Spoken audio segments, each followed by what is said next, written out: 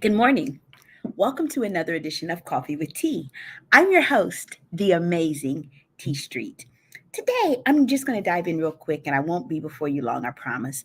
And I just want to remind us that whether we're talking about our faith lives, where the concept of mentoring is really discipleship, or our secular or business or worldly lives, mentorship or discipleship is important.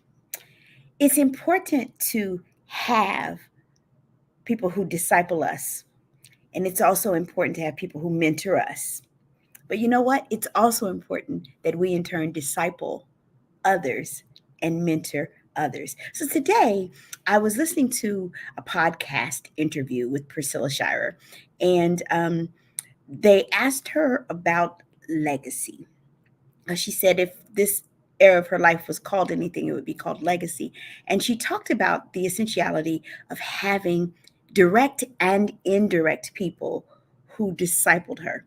She named a couple who had discipled she and her husband in their 25 years of marriage. And then she talked about an indirect mentorship that this person didn't even know that they are her mentor, that she got when she was 14, watching how she mentored, how she loved on her children, taught her how to love on her children. And that was Cece Winans.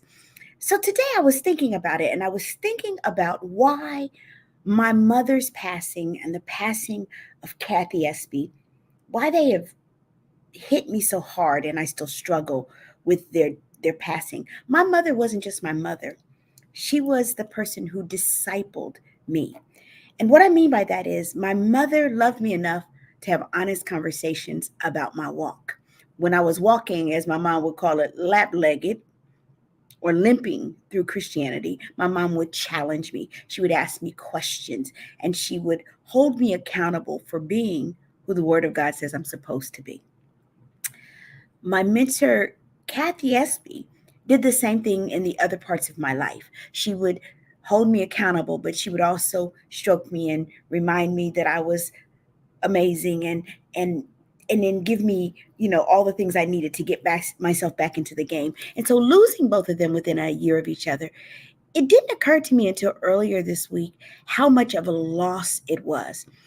It was a loss because I realized, particularly with the passing of my mom, that I don't have a spiritual mentor to disciple me.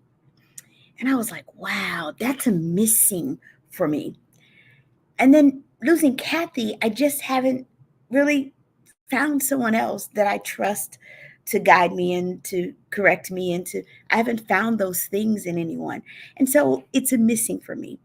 But just because I haven't found it and I don't have it doesn't mean I don't also have a responsibility to be a mentor and to disciple other young Christians.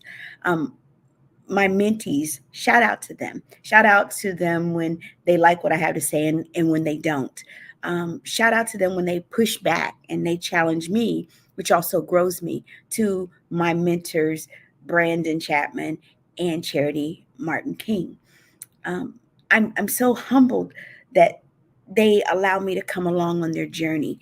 And in doing so, I don't just pour. From the two of them, I also get filled so that I can pour out in other places.